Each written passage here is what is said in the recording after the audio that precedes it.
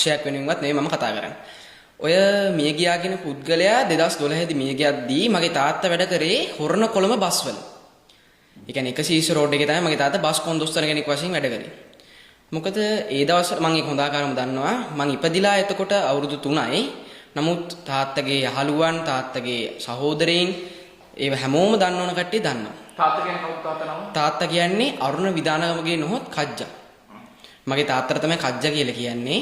එතකොට ওই සිද්ධිය සම්බන්ධයෙන් තාත්තගේ කියන්නේ මරණය සම්බන්ධයෙන් මගෙන් ප්‍රශ්න කරා CID එකට ගෙන්නලා කොළඹ CID එකෙන් ගෙන්නලා මගෙන් ප්‍රශ්න කරා. එදින මගෙන් ඇහුවා මේ ඉන්නේ ඔබේ තාත්තද කියලා ඔබට අඳුර ගන්න පුළුවන්ද කියලා වීඩියෝ පටයක් පෙන්නලා. මම කිව්වා සර් එතකොට මට ඒ කියන්නේ ඒ කාලේදී මට තාත්තව අඳුර ගන්න බෑ. නමුත් මගේ තාත්තගේ අංග ලක්ෂණ වලින් ওই මගේ තාත්තා නෙමෙයි. මගේ තාත්තා කවදාවත් බීර් ටින් එකක්වත් බොන්නේ නැහැ. සිගරට් එකක්වත් බීලත් නැහැ. බොන්නෙත් නැති පුද්ගලයෙක් මගේ තාත්තා. එම වීඩියෝ පටයේ තිබෙනවා එම පුද්ගලයා බීර් ටින් එකක් බොනවා.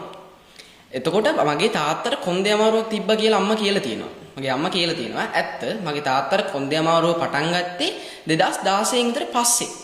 තාත්තා ඇක්සිඩන්ට් එකක් වෙනවා බස් එක. තාත්තගේ බස් එක ඇක්සිඩන්ට් එකක් වෙනවා රත්නපුරේදී. අන්න ඉතින් පස්සේ තමයි තාත්තයි කොන්ද ගැස්සිලා තාත්තයි කොන්ද රිදෙන්න ගන්නේ. මට කියන්න තියෙන්නේ මගේ තාත්තා ඒ වැරද්ද කරලා නැහැ. මම හොඳ සාක්ෂි ඇතුව මම කියන්නේ. මොන වැරද්දද? ඔය කියන පුද්ගලයා මරන්න සම්බන්ධ නැහැ මගේ තාත්තා. මම කිසිම දේශපාලන පක්ෂයක් වෙනුවෙන්වත් පුද්ගලයෙක්වත් වෙනුවෙන් නෙමෙයි කතා කරන්නේ. මම කතා කරන්නේ මගේ මියගිය තාත්තා වෙනුවෙන් මම කතා කරන්නේ. මගේ තාත්තට කැරලක් ඇති වෙනකොට මම කැමති නැහැ. මොකද මගේ තාත්තා මොන වැරද්ද කරත් මොන දේ කරත් මාත් එක්ක කතා බහ කරන කෙනෙක්. එහෙම වැරද්දක් තාත්තා කළා නැහැ කවදාවත්. තාත්තගේ අතින් සුළු සුදු අඩුපාඩු වුණා. සූදු පිටි වලට පැනලා එහෙම සල්ලි එහෙම අරගෙන තියෙනවා. බොරු කියන රන් නැහැ. ඒ සල්ලි වලුත් අපේ තාත්තා ඕන තරම් අහිංසක මිනිස්සුන්ට උදව් කරලා තියෙනවා. මම මගේ තාත්තා හැම වෙලාවෙම හරි කියලා කියන්නේ නැහැ. මොනවා කරත් ඒ මගේ තාත්තම තමයි. ඒත් අම්මා ඔය සිද්ධිය කියන්නේ මගේ තාත්තා මේ යද්දි අම්මා හිටියේ ඩුබායි රාජ්‍යයේ. අපේ අම්මට අපේ තාත්තගේ ඩ්‍රයිවර්. ඒ කියන්නේ අපේ තාත්තගේ ඩ්‍රයිවර් එක තමයි අපේ අම්මට සම්බන්ධතාවයක් තිබුණේ. ඒ සම්බන්ධතාවයේ තිබුණ එක මටයි අහුුනේ. මම ඒක තාත්තට කියනවා. ඊට පස්සේ දවසක් අපි තාත්තා ඔක හරි මේ ඒ ඩ්‍රයිවර් එක අපේ ගෙදරට එද්දිත් මට අහු වුණා. ඊට පස්සේ මම තාත්තට කෝල් එකක් කරා. තාත්තා ගෙදර හිටියේ නැහැ මේ අවස්ථාවේදී. මම තාත්තට කෝල් කරාට පස්සේ තාත්තා ඊට පස්සේ ප්‍රශ්නේ ඊට පස්සේ දෙන්නම අල්ලගත්තා. කාමරේ තියලා අල්ලගෙන ප්‍රශ්න කරා දෙන්නගෙම. ගැහුවා. බොරු කියනවා නෑ ගැහුවා සම්පත් රාමනායක කියන පුද්ගලයාට තාත්තව දඩුවම් කළා. තාත්තා කිව්වා උඹ ගමේ ඉන්න බෑ. ගමේ හිටියොත් මං උඹව මරනවා කියලා. එහෙම කිව්ව එකට ඊට පස්සේ තාත්තා බොරු චෝදනාවක් මත තාත්තා රිමන්ඩ් වෙනවා. බොරු චෝදනාවක් කියන්නේ ගිනි අවියක් තිබුණා කියලා රිමන්ඩ් වෙන්නේ. නමුත් ගිනි අවියක් නෙමෙයි තිබුණේ කියන්නේ පණිවිඩ හුමාර කරන යන්ත්‍රයක් වෝකි ටෝකි කියලා. ඒ යන්ත්‍ර 4ක් සමග තාත්තා රිමාන්ඩ් වෙනවා මාස 5කට. මාස 5මාරකට. ඒ මාස 5මාර රිමන්ඩ් වෙන අතරතුර තාත්තගේ තිබුණ ඉඩමක් විකුණලා අම්මගේ අයිතියට තිබ්බ තාත්තගේ ඉඩමක් විකුණලා අම්මා රට යනවා. අම්මා රට ගියාට පස්සේ මම තමයි තාත්තා ඉපදියේ මේ මාස 5කට කලින් එළියට ගන්න. ඒ කියන්නේ නැති වෙන්න මාස 5කට කලින්. නැති වෙන මාස 2කට කලින් තමයි තාත්තා මං එළියට ගන්නේ. ඊට පස්සේ අම්මා බය වුණා. අම්මා හොයන්න ගත්තා තාත්තා එළියට ඇවිල්ලා. අම්මා හැමතැනම හෙව්වා. අම්මගේ පවුලේ අයගෙන් හෙව්වා. අපි විදේශ ගමන් එකෙන් බැලුවා රට ගිහිල්ලා තියෙදි කියලා අපෙම හෙව්වා. ඊට පස්සේදී අපිට හම්බුණා මේ දෙන්න එකට ඉන්නේ කියලා. මේ අම්මගේ හොර මිනිහයි අම්මයි. අම්මගේ ස්වාමි පුරුෂයයි මේ අම්මයි දෙන්න එකට ඩුබායි රාජ්‍යයේ ඉන්නේ කියලා අපිට ආරංචියක් ආවා. ඒ වෙනකොට ඔය ඩුබායි ඉඳන් JCB සමන් කියන පුද්ගලයා අපේ අම්මත් මේක අපේ තාත්තත් එක්ක පොඩ්ඩක් කතා බහ කරා. තරහක් තිබුණට එයාගේ හිතේ වෙන චේතනාවකින්ද මම දන්නේ නැහැ. නමුත් කතා බහ කරා. ඊට පස්සේදී ඔහොම ඔය සිද්ධිය වුණ දවසේ තාත්තා සිද්ධිය වෙච්ච දවසේ තාත්තා නැති වෙච්ච දවසේ අම්මාට අපි කිව්වේ නැහැ මල්ලි නංගි නැති වෙලා කියලා. අපි කිව්වේ තාත්තා විතරයි මැරිලා ඉන්නේ කියලා. ඊට පස්සේ අම්මා එදිනෙම ඩුබායි රාජ්‍යයෙන් ලංකාවට මේ ආවා. ඒ එනකොටත් අම්මා දන්නේ නැහැ.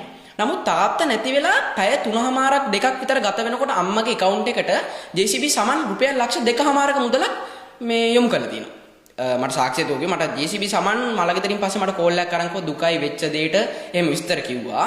ඒ විස්තර කියන අතරතුරදී තමයි කිව්වේ මට පොඩි ගාණක් මගේ අතේ තිබිලා මම අම්මට මේ ගාණ දැම්ම අම්මගෙන් වියදමට කීයක් හරි උමනාව තිබුණොත් ඉල්ල ගන්න කියලා. ඊට පස්සෙ මම ඒක අපේ අම්මගෙන් ඇහුවා. මෙහෙම දැම්මද? අම්මා නෑමයි කිව්වා. පස්සේ මම ඔප්පු කරා මෙහෙම මට කිව්වා මේ ඇත්ත කියන්න කියලා. ඊට පස්සේ කිව්වා ඔව් කියලා. එතකොට අපි දන්නවා මම අම්මගෙන් අහද්දී අපි දන්නවා JCB සමන් මේ සිද්ධියට සම්බන්ධයි කියලා. ප්‍රධාන සැකකරුවෙක් වශයෙන් මට හිටියේ JCB සමන්. එතකොට අපි දන්නවා එයා සම්බන්ධයි. මම ඒ අම්මගෙන් ඇහුවා. අම්මා ඊට පස්සේ මට දුන්න උත්තරේ උඹ හිතනවාද උඹේ මගේ මහමිනිහේ ළමයි දෙන්නේ මම මරාගනීද කියලා. ඊට පස්සේ මං කිව්වා ඉතින් මම දන්නේ නැහැ ඔයාගේ තිබ්බ තරහත් එක මම දන්නවනේ කියලා. ඊට පස්සේ කිව්වා මම එතකොට දන්නේ නැහැ JCB සමන් මේ සිද්ධියට සම්බන්ධයි කියලා. මම කිව්වා ඔයා බොරු කියන්න එපා. ඔයා අවුරුදු 17ක් පවුල් කෑවනේ. ඇයි ඔයා දන්නේ නැත්te JCB සමන් මෙහෙම අපේ තාත්තත් එක්ක තරහයි කියලා. ඊට පස්සේ ඒ කතාව ඉවරුණා. පස්සේ අපේ තාත්තා දැන් නැති වෙලා මාස 7ක් වෙනවා අදට. අදටත් මාත් එක්ක අපේ අම්මා කතා බහක් කරන්නේ නැහැ කිසිම. මම ඉස්කෝලේ යන්නේ මම ඔක්කොම පන්ති යන්නේ ඔක්කොම මට වියදම් කරන්නේ තාත්තගේ සහෝදරයන් සහ අම්මගේ සහෝදර සහෝදරියන් අම්මගේ දෙමව්පියෝ තාත්තගේ මගේ යාළුවෝ මගේ සහෝදරයන් තමයි මට වියදම් කරන්නේ. ඊ දිනේ රාත්‍රියේදී මට ජංගම දුරකථන ඇමතුමක් එනවා තාත්තගේ මිත්‍රයෙක්ගෙන් මෙන්න බලන්න පුතේ නිවුස් එකක් ගිහිල්ලා කියලා. පස්සේ මම නිවුස් එක බලනකොට මට ඇඬුණා. මොකද මම දන්නවා මගේ තාත්තා උම දෙයක් කරේ නැහැ කියලා. එදා ඔය වීඩියෝ පටය මට පෙන්නද්දි අම්මත් හිටියා මමත් හිටියා CID ගේ. අම්මගෙන් වෙනම ප්‍රශ්න කරේ. මගෙන් වෙනම ප්‍රශ්න කරේ. අම්මේ එවෙලි මට ඇහෙන්න බොරුවට කිව්වා මට හොඳටම මතකයි. නෑ සර් රෝග වෙන්න බෑ ඔය අනුර නෙමෙයි. ඔහොම ඉන්නේ නෑ කියලා. නමුත් ඊට පස්සේ මාව වාඩි කරලා ආයෙත් විනාඩි 5කට විතර අම්මව ගත්ත වෙනම කාමරයකට. ඒ අරන් එළියට බැස්ස මොනවද කතා කරේ කියලා මම දන්නේ නැහැ. අම්මා කියලා තියෙනව නේද තාත්තා ඕකේ කරේ තාත්තා තමයි ඉන්නට ගහන් ඉන්නේ කියලා. ඉන්නට අත ගහන් ඉන්නේ කියලා. මට 100,000ක් ෂුවර් හරි ඉන්නට අත ගහන් ඉන්නේ සාමාන්‍ය පුරුද්දක් කියමුකෝ මිනිස්සෙක්. නමුත් කොහෙද ගහන්නේ? කොහෙද? ඉන්න මගේ ප්‍රශ්න අහන්නේද? CID එකෙන් මගෙන් අහනවා මේ වීඩියෝ එක දැකලා මේ වගේ තාත්තද කියලා. කිසිම වැරද්දකට නෙමෙයි අහු කරන්නේ මේ මගේ ඔයාගේ තාත්තද මේ ඉන්නේ කියලා. මම කියනවා නෑ. සර් වැරද්දකට අහුරත් කමන්නේ නෑ තාත්තා කරපු වැරද්දක් නම් දැන් තාත්තා කොහොමවත් නැති වෙලා ඉවරයිනේ කියලා. ඊට පස්සේ මගේ අම්මා කියලා තියෙන එක තමයි කියන්නේ. මට කියන්න තියෙන්නේ මෙහෙම. දැන් අපේ තාත්තගේ සිද්ධියට සම්බන්ධයෙන් JCB සාමාන් තැඹිලිලා හිරු ඔය ගොඩක් කට්ටිය දැන් රටින් ඉඳන් අල්ලගෙන ආවනේ. නමුත් මම කියන්නේ ඇයි ඒගොල්ලොන්ගෙන් විතරක් නෙවෙතුනේ. මට සාධාරණයක් ඉටු කරා. නමුත් මම කියන්නේ මේ ප්‍රශ්නේ සිද්ධියේ මගේ අම්මා ඉන්නවා. මට මුලින්ම සැකේ වගේ තිබ්බේ අම්මා. මොකද මේ තාත්තා නැති වුණාම ලක්ෂ 2කමාරක් දානකොට තාත්තා මරපු එක තමන්ගේ කියන්නේ ගැහණියට මගේ මවට මොකටද ලක්ෂ 2කමාරක් යොමු කරන්නේ. තාත් ඇවිල්ලා මලගෙදරදී දෙන්න 3 දිනෙටම කියලා තියෙනවා සාක්ෂි ඇතුව මම මේ කියන්නේ මට ඉතුරු වෙන්න ඕන එක නෙමෙයි ඉතුරුනේ කියලා. පවුලේ අයට ඇහිලා තියෙනවා. අම්මා කෝල් වලින් කියනවා. මට ඉතුරු වෙන්න ඕන එක නෙමෙයි ඉතුරුනේ මූව කොහොමද මම බලාගන්නේ හදාගන්නේ කියලා. ඒ කියන්නේ අම්මා ලංකාවට නිකන් දන්නේ නැහැ මල්ලී නංගි මැරලා කියලා. අම්මට ඕනුනේ ඇත්ත වශයෙන්ම කිව්වොත් මාවයි තාත්තවයි මරන්න. මොකද මමයි තාත්තයි හිටියොත් තමයි අම්මට ওই සෝර සම්බන්ධතාවය ලංකාවේ කරගෙන යන්න බැරි. සම්පත් රාමනායක කියන පුද්ගලයා සමග මගේ අම්මට හොර සම්බන්ධතාවයක් තියෙන කියලා මම ලිඛිතව කියනවා. මොකද මගේ S2 කට දැක්ක වෙච්ච සිදුවීම් මගේ S2 කට දැක්ක වෙන මොනවද උනේ කියලා එතන. ඒ වගේම ඒක සම්පත්ව සහ අපේ අම්මව මරයි කියන බයට තමයි මගේ තාත්තව මරන්න අපේ අම්මා සම්බන්ධ වුනේ. මම කියන්නේ නැහැ මේ මගේ මල්ලී නංගි මරන්න අම්මට උමනාවක් තිබ්බ කියලා අම්මා කෙනෙක් වශයෙන් මම දන්නේ නැහැ. නමුත් අපේ අම්මට උමනාව තිබ්බ මගේ තාත්තව මරන්න. මම ඒක හොඳාකාරව දන්නවා. තාත්තා ගොඩක් අසරණ අවස්ථා තියෙනවා. මම අසරණ අවස්ථා තියෙනවා. මම පාසල් යද්දි මගෙන් අහලා තියෙනවා ඕන තරම් දෙමෝපිය රැස්වීම වලට හැමෝගෙම එන්නේ අම්මලා. මගේ ආවේ තාත්තා. හැම තැනකදී මගේ තාත්තා මං අසරණ වුණා. මගේ තාත්තා මට තාත්තා කෙනෙක් වශයෙන් මගේ රජා. එයා වැරද්දක් කරා නම් එයාගේ පිටට වැරද්දක් පටවන්නට මට කමක් නැහැ. නමුත් මම කියන්නේ නොකරපු වැරද්දකට මේ නැති වෙලා ඉන්න මිනිස්සු වල්ලන්න එපා කියලා. එයා කිසිම වැරද්දක් කළා නැහැ. එයා වැරදි කරලා නැහැ කියන්නේ වැරදි කරලා තියෙනවා. නමුත් ඔය 2012 දී ඔය නැති වුණා කියන පුද්ගලයාගේ සිද්ධියට කිසිම සම්බන්ධතාවයක් නැහැ මගේ තාත්තා.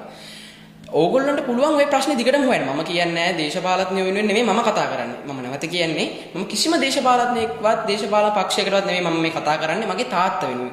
මගේ තාත්තා නිර්දෝෂී බව තමයි මම මේ ඔප්පු කරන්නේ. එතකොට 2012 දී මගේ තාත්තා බස් කොන්දොස්තර කෙනෙක්. බස් එකක කොන්දොස්තර කෙනෙක් මම හොරණ කොළඹ පාරේ. මට සාක්ෂියතෝම කියන්න පුළුවන් මගේ තාත්තා මේ වැඩේ කිසිම වෙලාවක කරේ නැහැ කියලා. මට කියන්න තියෙන්නේ මගේ තාත්තා මෙහෙම දෙයකට අල්ලන්න හේතුව මම කියන්නේ නැහැ කිසිම ආණ්ඩු පක්ෂයක් කියලා. නමුත් මේක ඇල්ලුවේ මගේ අම්මා.